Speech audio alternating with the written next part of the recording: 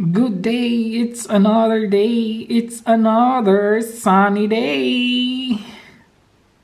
It's another day na naman guys. Another day, another vlog na naman tayo for today. And today is anong petsa na guys? It's January 20, 22, 21. Parang ganun. I think 21. Today? Yes. 22nd. 22 na pala guys. Ngayon lang ako na ulit nag-vlog guys. Hindi ako nag-vlog mga 3 to 4 days ata guys. Hindi ako nag-vlog kasi parang gusto ko kasi talagang concentrate sa paglilinis, pagliligpit ng mga gamit. Ano na lang guys, konting kembot na lang, matatapos na kami sa arrangements. And it's 11 AM in the morning. Hindi kami nag-breakfast. Uminom lang ako ng kakao, tsaka si partner uminom lang ng kape. Maaga kami, mga 9 kami bumangon guys. As you can see guys, ang ganda ng panahon for today. Lumabas na naman si Mr. Sun. Kaya, actually plano din namin lumabas kahapon. Kasi, pero hindi natuloy kasi meron kaming hinihintay na mga, kasi may mga in-order kami. Tapos, actually nga, but we're expecting package today, oder? Yeah. What time? Afternoon? I don't know. Which package? Okay. Scheiße. So, yun guys. So, pero aalis kami today kasi kailangan naming umalis today. Importante kasi kay partner. Kailangan niyang pumunta sa bangko. Kaya ngayon kami aalis. Pero may dadating na naman palang package. So, bahala na. Pero aalis na din kami. Siguro doon na din ako magbibili ng pangkain namin guys. Alam nyo guys, ayan yung hinintay namin kahapon. Ang daming panggatong sa chimney. Ang dami yan guys. I don't know how many. Yan. Ang dami talaga. Meron pang malaki dito. Oh. Ang dami guys. Ayan. Yan yung hinintay namin. It costed you 400? 550. 550 euros yan lahat guys. Grabe kamahal naman oy. Yeah, ayun guys. Ang grabe kamahal. 550 nabayad niya guys. Kasi yung sa amin kasi guys, ang dami kasi namin magagamit nito. Like maybe 15 to around 15 pieces per day yung magagamit namin. Nung nabili namin tong bahay, meron na siyang kasamang madami din pero malapit na siyang maubos. Kaya nag-order kami ulit niyan. Yeah, because we use more than 15 pieces per day, right?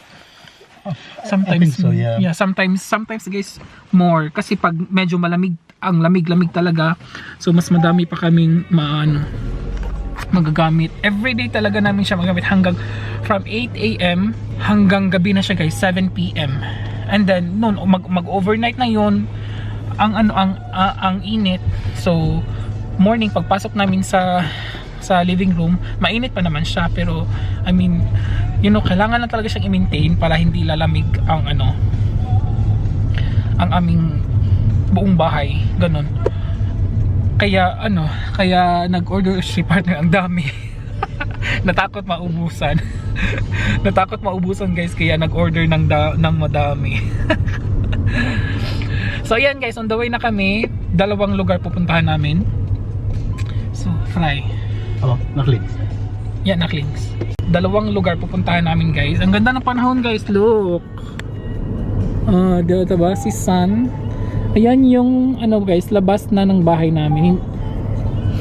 Ayan, di ba? May nagtanong about sa my neighborhood kung pwede ko ba siyang i-vlog. No guys, hindi pwede. Kasi private yung mga tao dito at medyo matatanda na din, so hindi ko siya ma-vlog. Bahay lang talaga namin guys, at saka eto, pwede na to, ganyan. Pero sa neighborhood talaga namin, hindi pwede. Baka pagalitan ako guys, may nakikita na nagva-vlog ako sa labas. Hindi siya talaga guys, hindi talaga siya ideal. Hindi siya ideal dito guys. Kasi yung mga tao dito is very private, and then ako lang, I think I'm the only one Asian here in this, right? I guess. I think I'm the only one Asian here guys sa lugar namin. Kasi ang liit lang talaga. Basta ang liit lang talaga nito guys. Maybe we were like 230 230 people lang kami dito ha. compared sa Frankfurt na 100,000, di ba? Frankfurt has almost 800,000. Yeah, almost 800 daw, di ba guys? Kaysa compared sa 200 people. So, very talaga, unusual talaga pag nagva-vlog sa labas. Kaya, hindi talaga ako pwede. So, ayan yung aming first stop guys. Baumarkt. Kailangan namin ng mga Baumarkt. Charot. Medyo maliit. Smaller. Kung ano kaya meron dito guys. Tingnan natin. Nandito na kami sa second place guys. Ito yung bangko. Nandyan kami sa bank. Tsaka pupunta kami sa mga dito, mga tindahan dito. Kasi meron talaga akong hinahanap guys. Nandito na kami sa bahay guys. Yung binili namin guys is lang talaga siya, more on households. Charot. More on households. Walang hindi kami nag-grocery. Pang lang talaga gamit sa mga mga konting-konti lang naman siya guys. For example, eto, meron kasi dito sa bintana sa my kitchen na guys, na natanim, na siya, artificial. Ilagay ko lang siya dito para mas maganda siya tingnan. Bumili kami doon sa may pang later cakes. Ito kailangan namin yung gloves na guys, na makapal. Kasi yung mga kahoy na pang tawag nun, dito sa chimney, may minsan mabibigat tapos tawag nun sa, hindi ko alam kung anong tawag nun sa Tagalog, basta masugsog. Yung yung kamay mo. Ito lang naman mga guys, mga ganito. Meron naman kaming mga ganito guys, pero ewan ko, para lang siyang Tapos bumili kami ng flashlights. Tig-isa kami sa gamit to sa taas. Sa taas namin to gagamitin. Pang emergency lang naman. And then tape na naman. And gloves ko dito sa loob ng para sa mga kahoy din. Yung pagkain sa mga ibon, si partner. Alam niyo na, ang dami binili para sa ibon. Tapos ito yung na-miss namin sa Frankfurt kasi yung mga bintana, hindi naman lahat, pero may mga bintana kami doon na may mga nets. Tapos yung sa living room namin na door, may nets din. Dito wala kasing nets guys, so mag-open kami ng windows, papasok yung mga yung mga insects, and then ayaw ko noon. Lalo na summer, di ba? Kaya bumili kami. So pa namin to, si partner nang mag-measure niya, maglalagay. Hindi naman lahat ng mga windows and doors. Pipili lang kami kung saan kami, yung bubuksan namin pang lang siya, pang fresh air dito sa loob ng bahay. Ayan, ganito mga, ayan. Ito yung sa mga doors kasi malalaki. Tapos, ito yung sa mga windows. Ayan, 4 nito guys binili niya. 5 pala, 5. Tapos bumili ako ng panghugas ng mga kaserola. And then battery. And then bumili kami, nasa labas lang, yung pang ng snow. Sa labas. Yung para may madaanan yung tao sa daanan, yung yung para siyang pala. Iyon. I-arrange ko lang to guys kasi magko-coffee na kami. Hindi pa kasi ako nag-breakfast, hindi rin ako nag-lunch. Gutom na ako. Gusto ko din mag-rice pero wala pa akong rice. Magluluto pa ako ng rice. At saka yung mga kahoy na nasa garage, yung napakadaming isang bundok na kahoy, pa namin yun guys. Today namin gagawin, ilalagay namin sa garage. Kasi nakakalat lang siya dun sa labas. Tapos yung iba is ilagay namin dito sa terrace. So yun ang trabaho namin mamaya. Kaya bumili kami nito. Para hindi masugsog yung kamay. Kakatapos lang namin, 1/3 sa aming trabaho dun sa labas ng sa garage, yung mga kahoy. 1/3 of it natapos na namin. Sabi ko kay partner, hindi na muna natin yan tapusin. Hindi siya matatapos today guys kasi ang dami.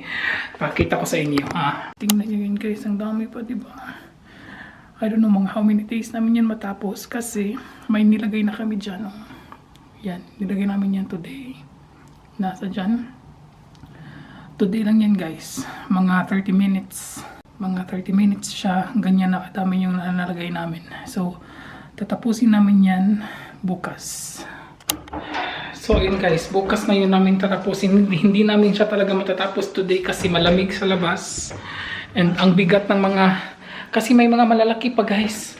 Ang bigat-bigat. Buti na talaga yung gloves na binili na namin today is talaga siya. Kasi tingnan nyo yung sa terrace. Ayan na lang natira guys. Anyan na lang natira. Ano na kami dito guys. Nung pagdating namin dito nung January 7, hanggang dyan yan sa linya. But ngayon, andyan na siya. Diba? Ang dami talaga namin nagamit. Magto 2 weeks, I think, yeah, magto 2 weeks pa kami dito guys. Pero halos maubos na namin siya. Kasi nga, sorry sa ano ha, sorry sa aming, kasi makalat pa talaga guys. Malaki kasi siya na oven. Ang laki kasi niya guys, hanggang dito pa siya. Tapos dyan, tingnan natin sa malayuan. Madumi siya guys ha, kasi hindi pipintahan pa namin yan. Malaki siya guys, so hindi siya pwedeng isa, dalawa lang yung sisindihan namin. Tapos, hindi talaga, mga 4 or 5 na kahoy guys ang maano namin. Tapos 3 to 5 times a day. Yes, 3 to 5 times a day kami nagsisindi dyan. Nag-start siya guys 9 a.m. and now ano na siya, magti 3 p.m. na siya guys. Ang init na dito. I can open the door here, right? Because it's already warm. Yes, it's very warm. Ang init na dito. Yun ang nakaganda guys. So, pag mainit na talaga siya guys, i-open namin to siya para lumabas doon siya sa aming, ang tawag niyan? Corridor. Corridor ba, di ba? Sa floor tawag nila. Kahapon pa ako guys, nag-refill niyan ako kahapon. Dito yan. Hanggang dito yan kahapon guys. And now, di ba? Grabe kami gumamit ng kaano dito guys. Grabe siya. Grabe dito. Grabe dito. Grabe dito. Ganyan talaga ang buhay ng probinsya guys. Yeah, this is a province of Germany guys. So, lahat ng gawaing bahay, household, or technical things, ikaw ang gagawa. Unlike sa Frankfurt na pag merong mga something, tatawag ka lang sa may tatawagan ka lang tapos may pupunta. Pero dito, you do your thing. By your own. Ganun siya guys. Yung mga kahoy na yon, kahapon yun naka-deliver, akala ko sila maglalagay, mag-arrange dito. Sabi ni partner, hindi. Mag-ano lang sila, ilalagay nila lahat doon sa labas. Tapos kami na daw mag-arrange. Sabi ko, ang dami po naman yun. Yeah, so ayun guys. Yan ang life na pinagpalit ko sa Frankfurt. Yeah, di ba? Pinili ko to di ba? Hindi naman ako nagrereklamo guys. Ano lang siya, hindi din naninibago kasi sanay din naman ako sa trabaho kong bahay. Kaya gusto ko din naman talaga yung trabaho sa bahay guys, kaysa magtrabaho sa labas. Alam niyo yun? Gusto ko talaga magtrabaho sa bahay lang talaga. Ma-enjoy naman siya, kaso lang minsan talaga, tapos hindi pa kami magkasundo minsan sa mga ideas ni partner. So parang dun lang ako nainis. But anyways, okay naman ako dito. Masaya pa naman ako. 2 weeks pa lang kami dito guys. Pero okay naman siya. Okay naman siya in the moment. Actually guys, nagluluto ako ng rice. Luto na siya. Kasi magra-rice na naman ako today. Meron akong binili guys.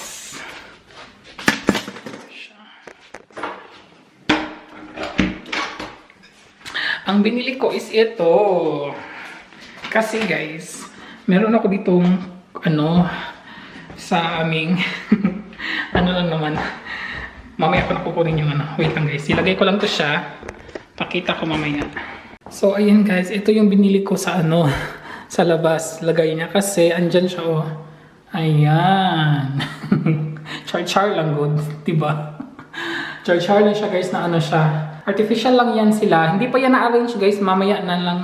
At dyan maglalagay pa ako ng mga flowers siguro dyan, or siguro hindi flowers, mga plants lang yung green. Kasi empty talaga kasi siya dito.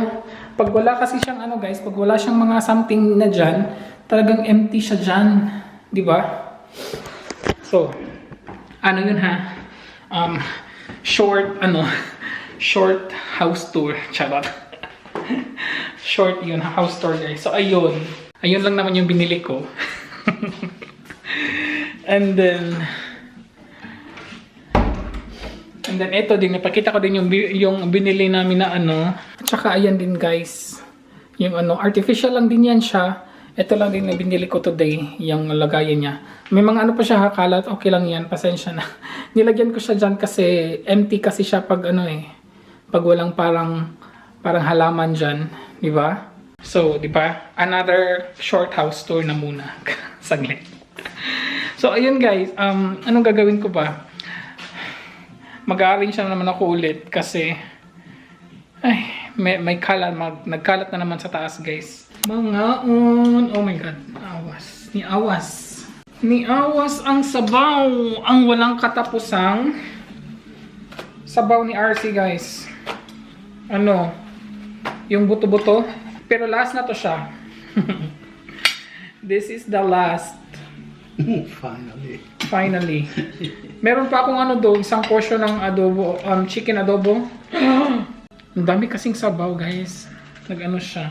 Kakain na kami, guys. Ngayon lang kami natapos.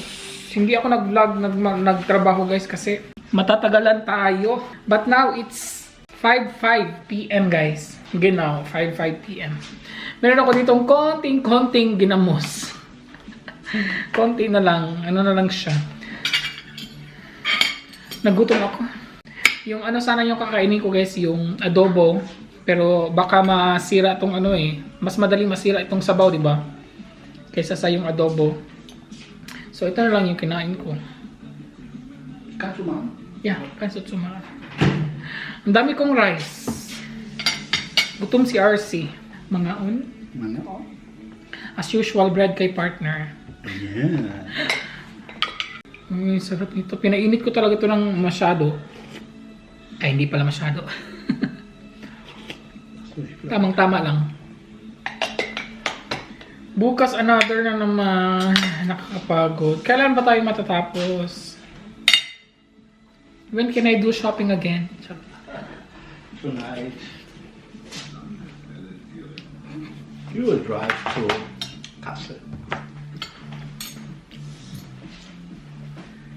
It's late already. Yeah. You want shopping, but you don't want to buy anything. Just have a look.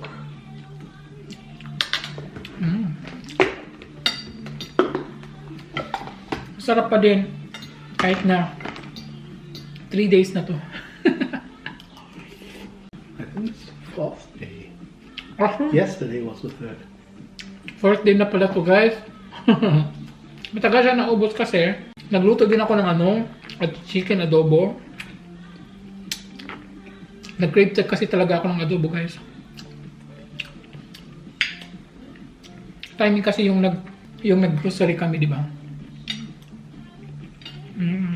Yung sa walk-in closet hindi pa natapos kasi meron kami doon dalawang cabinets na kailangan siyang mag-stabilize para hindi siya, kung maglalagay kami ng mga gamit is matutumba siya guys eh. Kit-kit sa buko guys, taman. Kit-kit pa more. Sag. Sag kit-kit pa more.